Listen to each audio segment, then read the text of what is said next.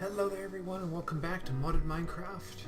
I am here alone today. My name is Gord and Kate cannot join us. She is feeling worn right the heck out by life, the universe, and everything. And so today, it's about bloody time. We're going to get our applied Energistics system actually running. I've been pulling cables using, I'm really hoping that that's actually a connected cable and that's just a quirk of Ender.io. But if all has gone according to plan, we have an ME cable line running from here all the way to the power system over there. I have spent a fair bit of time online recently, as you can tell by the fact that this is actually running close to steadily. I've added quite a few more floors to the system and it still does not keep up. I have a tank here. Oh, interesting. It's supposed to be flowing outwards too. Apparently that's not happening. I'll have to look up how that works, but for now let's just get that off the system and make sure that all of our gas here is going straight to the factory. So anyways, yes, applied Energistics. Not a small job to get this thing up and running, to say the least. So I don't know how many of you have full familiarity with it, but there's plenty of good tutorials on the internet, some of which I have watched. Direwolf comes to mind for very basics. There's a few other good LPers who've done an overview of the basics.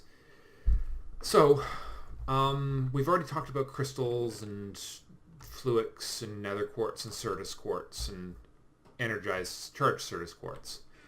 So this is sort of the next step. This is an inscriber. And when Kate and I went through the meteorites in and around our area, we found all 4 of our necessary presses. There's the silicon press, the calculation press, logic press, and engineering press. You put this into the press with the appropriate inscriber with the appropriate material into the press, like say silicone. Silicone press goes up there, and this is just shift clicked in. It's real easy to do. And you put it in there and you get a circuit board. And my inventory is annoyingly full again, which is one of the other reasons why we're going to try and get this out of the way, because I need somewhere to dump all my crap. And then that goes there and that goes there. So now the same thing applies to all of these other ones. So we're going to take the other step of the process,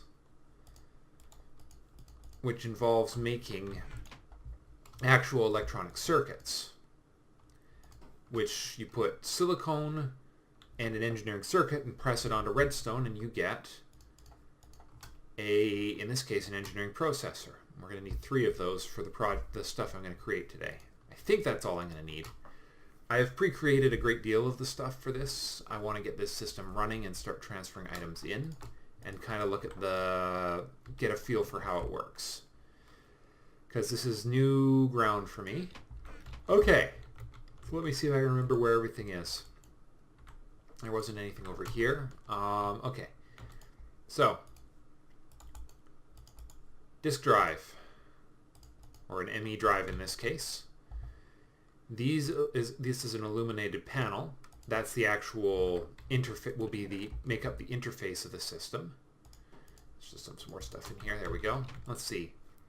Formation cores and annihilation cores are kind of the things that allow stuff to interact with the world. As far as I can tell, formation cores are used for things coming out of the AE system, and annihilation cores are used for things that are going in. Basically, it's taking the matter and converting it to energy. I can't remember why I needed these right now. Now we're going to make the disk itself, which is going to start with a 1K ME storage component, or 3 of them more precisely. Those 3 get combined together with a engineering processor. I thought they did anyways. Uh-oh. What did I do wrong? I'm trying to make this thing right here. 1K ME processor, quartz. Is that not quartz glass? That is quartz glass. 3 1K ME storage cells. Okay. what's this supposed to be? It's shaped crafting, so it's not a... What have I missed? It's a calculation processor. I've got an engineering processor in there. God, those two blues are really close together, and aren't they? All right, we'll make more of this. We'll make more of all these things later. Right now, this is just getting me up and running. But okay, note to self: the engineering and calculation processors look nearly identical. You go in there, and now we get the storage component. And then over here we have the storage housing. All right, so now we've got a drive and a disk. Now we just need the interface itself. And the interface itself required, let's see, we need an ME terminal. That's where we needed it. Formation core, annihilation core, and was it a cable? No, it wasn't a cable. It was a logic processor, and I ran out of logic processors, of course. Again, because I can't count apparently. I need one of those, this, and this. Press. I was close. I was bloody close. Doom, doom, doom. Whoops. No, you're not going to inscribe my lumber axe. That's just not going to work. Okay, you silly thing. There we are. All right, back to the crafting table. And so we're going to turn this into a ME terminal. And we're going to immediately convert that ME terminal into a... Come on. All right, hold on. Crafting terminal. Ah, it requires a calculation processor too. Well, I was wondering why there were so many calculation processors needed. Just dump those in there for now. Dump the extra screens in there for now. Those are spare silicone presses. I'll probably need them later. Silicone press.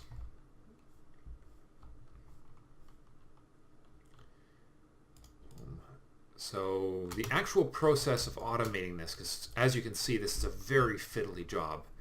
Getting these inscribers automated is really high on my list of things to do. Oh, right, last step.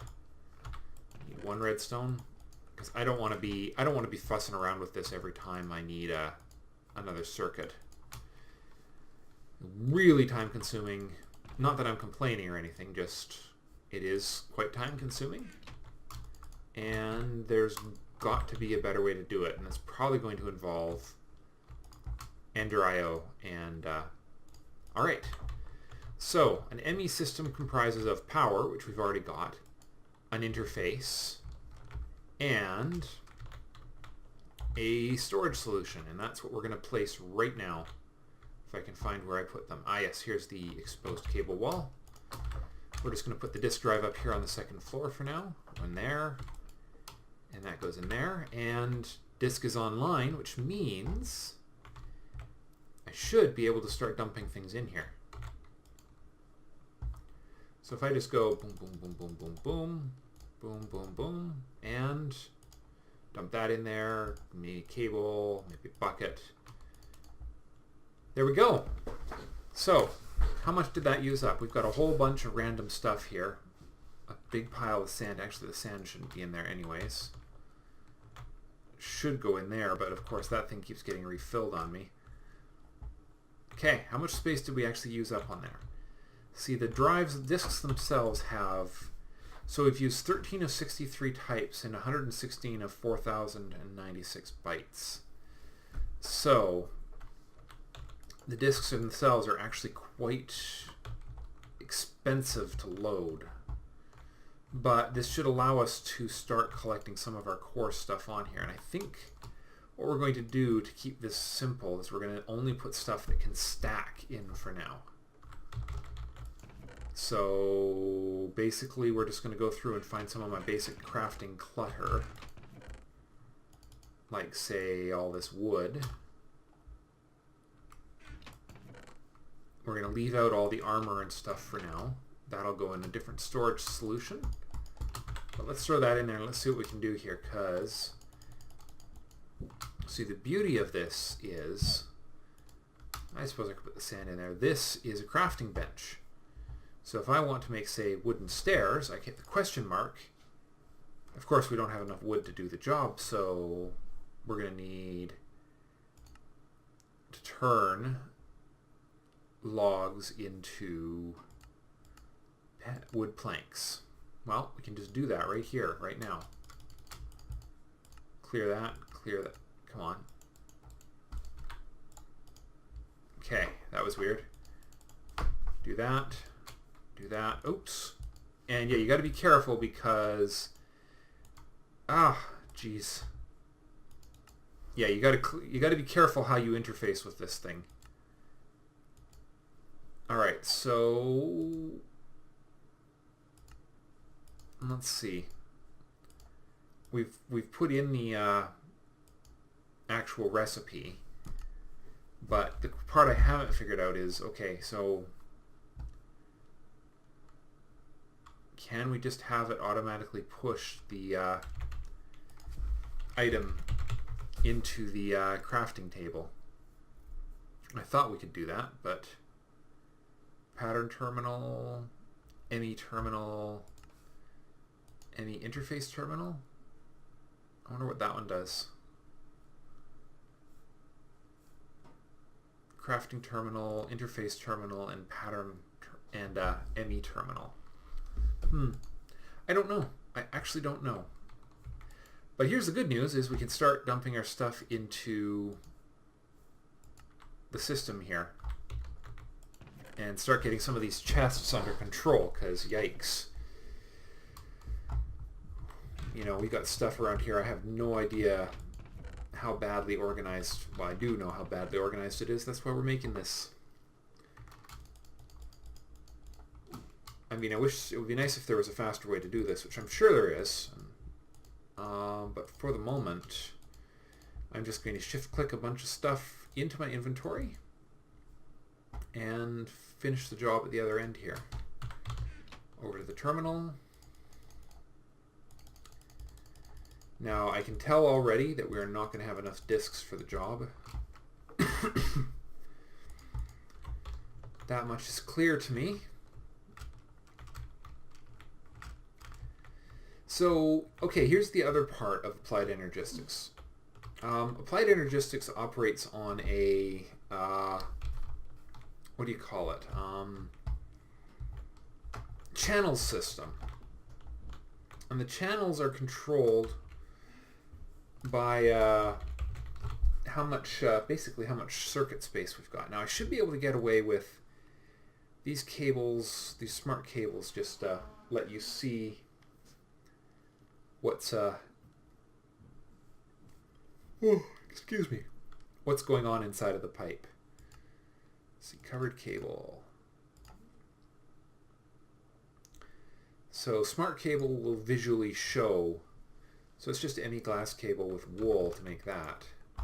Let's see, and then smart cable was what again? Redstone and glowstone, right, of course, for the illumination part. So I have, whoops, I have one of these,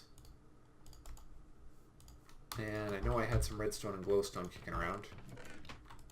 At the very least I had, oh yeah, there's a piece of glowstone. Get one piece of redstone, and see if we can find one piece of wool. I need to go get new sheep. Our sheep disappeared. Let's see, do I have any wool around? I'm sure I have something. There we are, one wool. Okay, that should do the job. So one wool plus one ME glass cable makes one covered cable. One covered cable plus one glowstone plus one redstone makes one smart cable. That'll just for the purposes of illustration, because it can freely move between them. So, as you can see, we have two channels in use right now. The channels in use would be one for the terminal and one for, I would assume, the disk drive upstairs. The inscriber and the crystal growth accelerators do not use channels, because they're just being powered by the system. Anyways, I'm just going to leave that covered for now. The important thing at this point is we are up and running, and I can start getting my stuff out of the boxes and into storage. Of course, I can already tell that I'm not going to have enough space for all of the stuff that's in here. And we are definitely going to need another... Oh, I don't know if I need another box, or I'm definitely going to need another disk soon.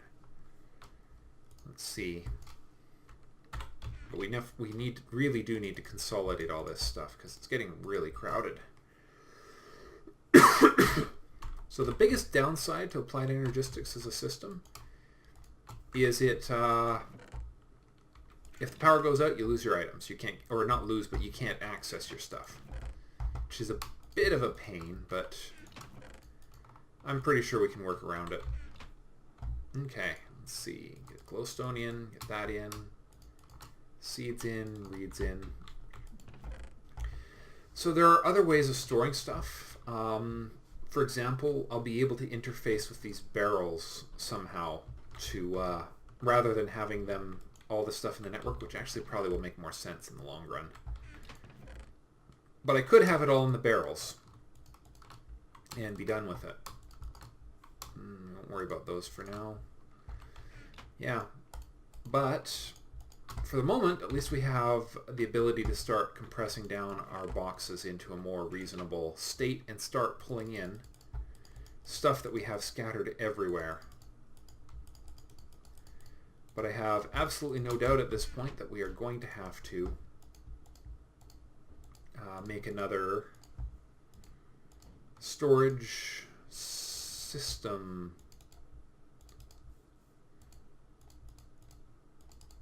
Because we are probably running very, very low on space.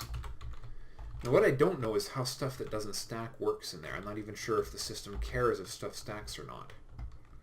So let's see how much disk space we've used up. Ooh, 63 of 63 types. So it is officially filled to the brim, which means we can't actually put any more items in the network, I don't think. Or at least I hope that's what the case is.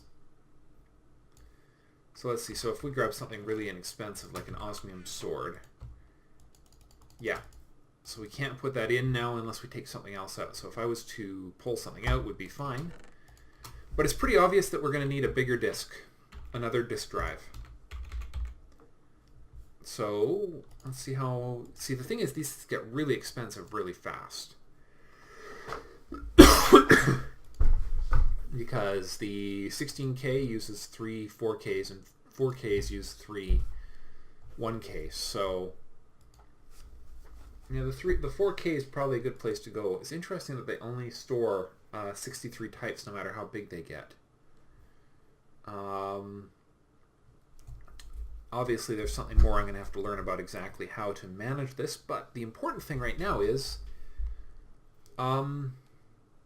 we've succeeded. We've got it. We're under control. So let's get, rather than fiddling around dumping all this stuff in there, let's get, start having a little fun. There's this thing called an ME interface. It needs formation cores, annihilation cores, and the rest of it's actually pretty cheap. Well, I happen to have a formation core and an annihilation core here. Where'd they go? I dumped them in my Applied Energistics box like a clever person. Need 4 iron, which I think I had, but I don't know what I did with. I don't think I dumped it in here. That would be a pretty poor... No, I didn't. Okay. So, interface, 4 iron and a couple glass. Hopefully it just takes normal glass. Formation core, annihilation core, those and those. There we go. ME interface can be converted to a... There's 2 kinds of interfaces. There's a block interface and a panel interface. Similar to the way that this is a panel that's not actually part of the... It's not a separate block, you see. So, ME interfaces are cool too. They let things interact with the world. So, for example, if I was to connect my ore system up to this, instead of having my ores go into these barrels, which is what's going to happen, they instead can go through an ME interface into the storage system directly, which will be pretty cool. It's coming along. Oh, part of my yawning, though. That was quite the big one. Let's see. So, what do we want to interface first? Well, I need to go get more food. I've been thinking about it, and honestly, the first things we need to do, there's 2 automation jobs that we need to do to get this place really up and running. And that is the automation of, let's see, why don't we try some delighted meals. Not delightful, delighted meals. Nice. Sounds delicious. Let's start thinking about how to automate inscribing. So, first thing I can think of is that we're definitely going to need more than one inscriber. I would say we're going to need... well, we'll need one for each of these. To make one for making each of these, and a minimum of one for making the printed circuit. I think that's where we're going to go with this. So we're going to need one other thing for this to work, because I don't want to have these things manufacturing constantly, ideally. But let's see, there's this thing called a pattern terminal. It takes a crafting terminal and an engineering processor. Of course it does. The pattern terminal, I believe, is for encoding patterns for crafting. Basically, to teach the system how to craft things, similar to the way the logistics pipes provider pipes worked. So, that said, the next thing I need to do is figure out what I'm going to build and how I'm going to build it.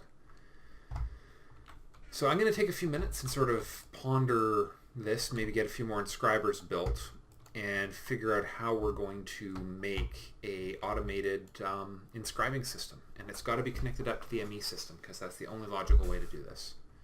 So I shall return in a few minutes. Okay, I'm discovering some interesting properties of these inscribers.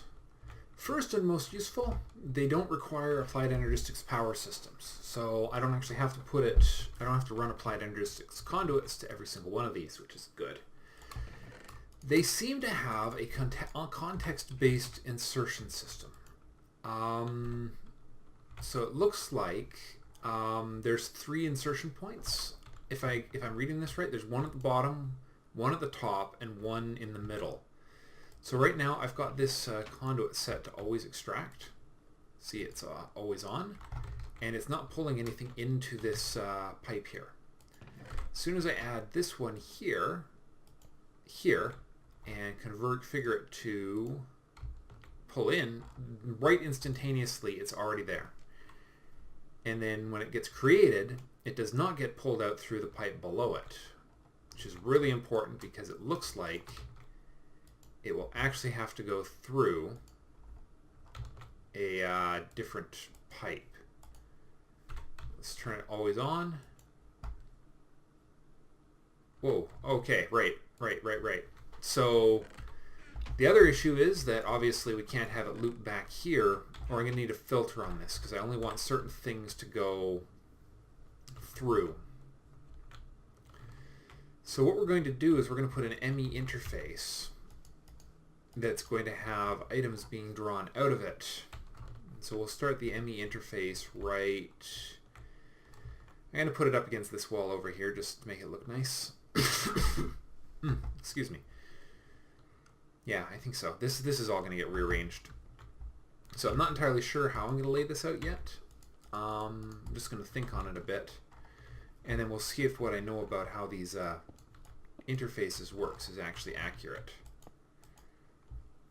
So let's see. There's different kinds of so patterns. So it has stored patterns. So I must have to, if I'm crafting something with this, I must have to loop it back to hopefully back through here. I guess we'll find out. It might take 2 terminals to do it. I'm not positive. So I'm going to have to do a little research on that, and we shall see what we shall see. But let's start with that and see what happens. And I'm obviously going to need a pattern terminal or something here. So I'm going to get some of that stuff together, and I will be back. I might, you know what? Actually, I might not even worry about the ME portion of this for now. I think I'm just going to get a working crafting system together, and then I can actually tap the ME system into it just directly. So we're going to start there. Let's get all the bits and bobs here.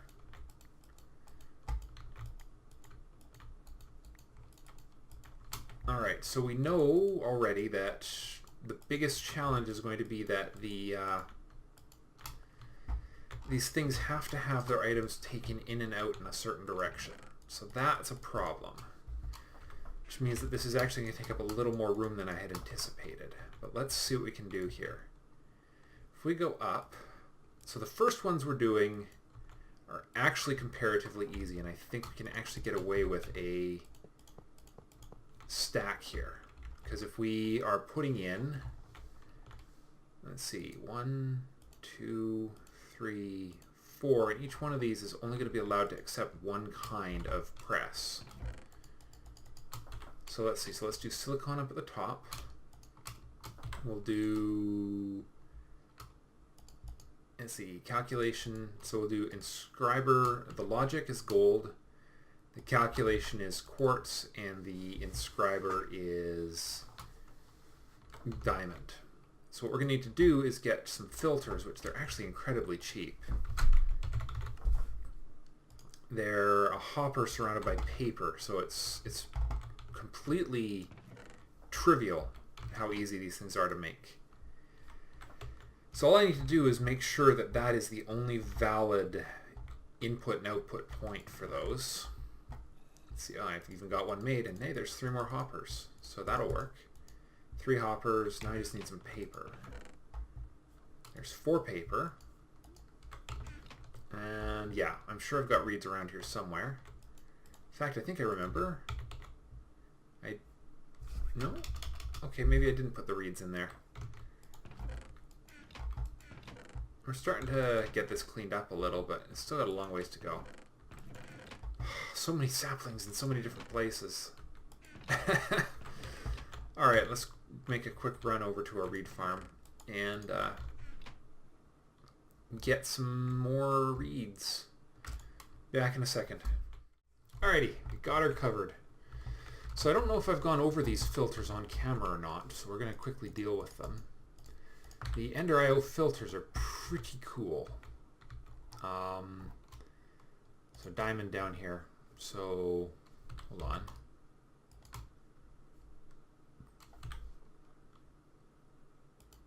There we are. Okay. So insert, put a basic item filter in there, and we tell it we want to whitelist diamonds. So it's pretty standard. And then this one we want to filter whitelisting Certus.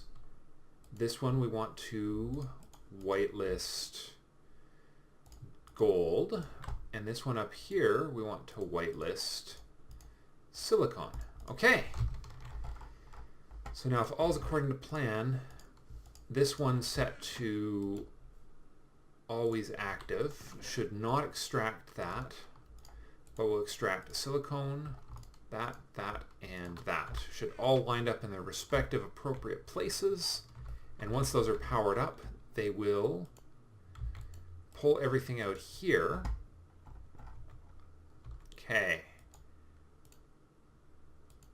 Alright, now these things by themselves are absolutely no use, so the good news is that we shouldn't have to. So hold on, we need to do this right, and actually we should have done the silicone one. In fact, let's tweak that right now. We're going to, actually, you know what? No, it doesn't matter. These are Ender IO pipes. That one's going to come out on the red channel. These ones are going to come out on the green channel. And this one's going to come out on the... That one's going to be disconnected. And that one is going to be set to extract. Blue. Actually, yeah, we'll put it on black. Always active. And we need one more filter than we had. Because that one has to be filtered on only redstone. Okay. So let's see. We need iron and a chest, if memory serves. Well, we've got a nearly empty chest right here. Okay, there's a chest. And 1, 2, 3, 4, 5 iron.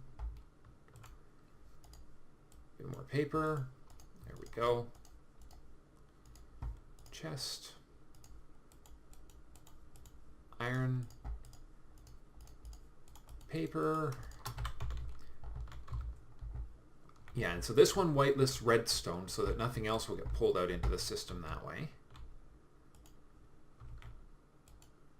And so you whitelist redstone. Okay. Now then, this last one is kind of cool because we're actually going to be able to make multiples of them, and it doesn't matter how they're configured. All that matters is that one pipe goes in the top, and it is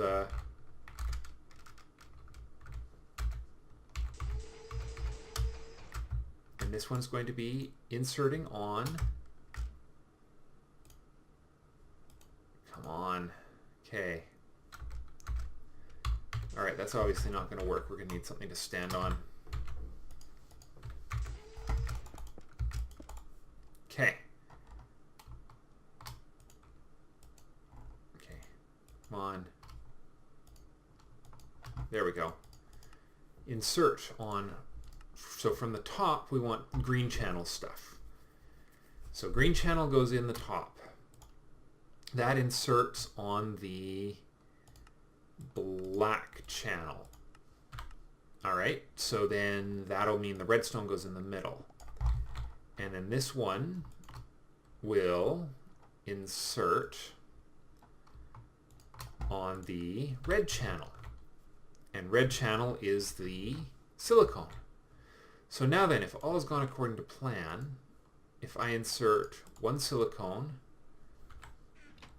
oh, yeah, right, all that's left is actually to power these things up. And we are going to do that via this cable right here, which I will take through the wall and put a multi-block around later. I'm going to take it up across the ceiling here. I'm just using up my old Mekanism cables. I mean, they're not going to get used for anything else. I'm not going to be making more of them. But it just is going to be kind of nice to be rid of them. Because I have over 40 of them. And, you know, there's no doubt the Ender IO ones are better, but there's no way to recycle these into anything else. So I just hope I have enough of these. There we go, that's into there. We'll go rip the wall out. There we are.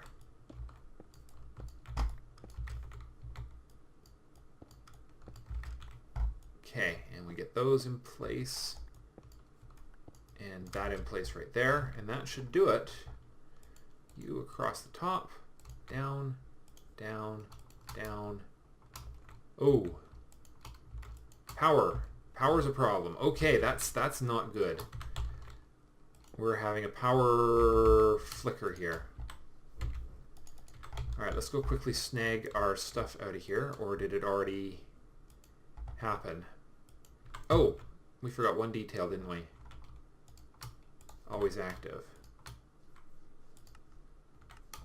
South, always active. Always active. Always active. So now, yep, okay. So now if I throw, so that's worked out right. logic circuit on the top, printed silicon on the bottom, and now redstone in, and boom! Automated processors. Now then, for my last trick, last trick of the day. That goes to there. You are going to work, we're going to add one more detail to that one right there. You're going to be extract on black, insert on white. And you are going to extract on white, always on. Boom. All right. That is how this thing is going to work. Except for the part where this diamond circuit is not supposed to be in here. Probably because the diamond circuit got snagged by the system. Okay, well, that worked out really nicely.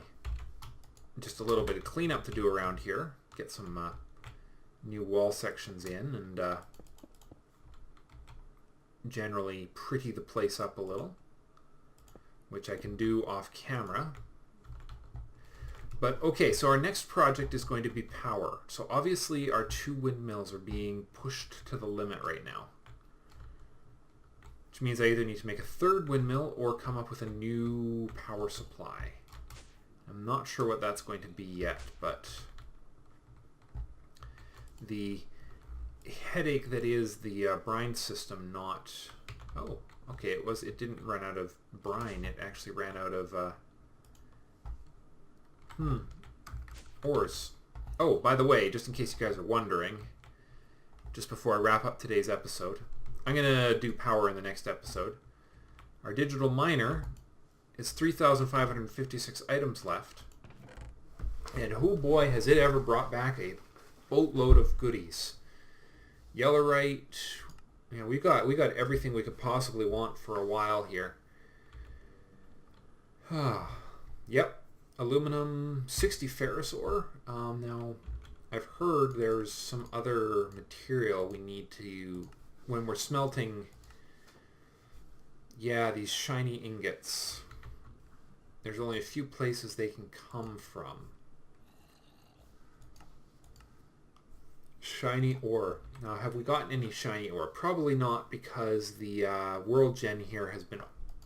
The world gen was altered to actually have it spawn. So for now, the only way to get shiny ore is to actually process... Oh, the sag mill, only 10% chance. So the induction smelter is going to be the best bet, and it has to be done with sand. No, sorry, cinnabar. The heck are we going to get cinnabar? Pulverizing. Interesting. That's not going to work. 25% chance pulverizing redstone. Interesting. Is there any other way to get this stuff? Let's see. Doesn't look like it. Everything else gives rich slag. So, cinnabar plus ferrous ore in an induction smelter. And cinnabar is going to be a hard material to get my hands on. Okay, well that's a job for another day. I hope you enjoyed. We have at least a very basic applied energistics system up and running, and soon it's going to be a lot easier to make more parts for it, thanks to the nearly automated system upstairs. So thank you all very much for watching, and I'll see you in the next episode. Bye for now.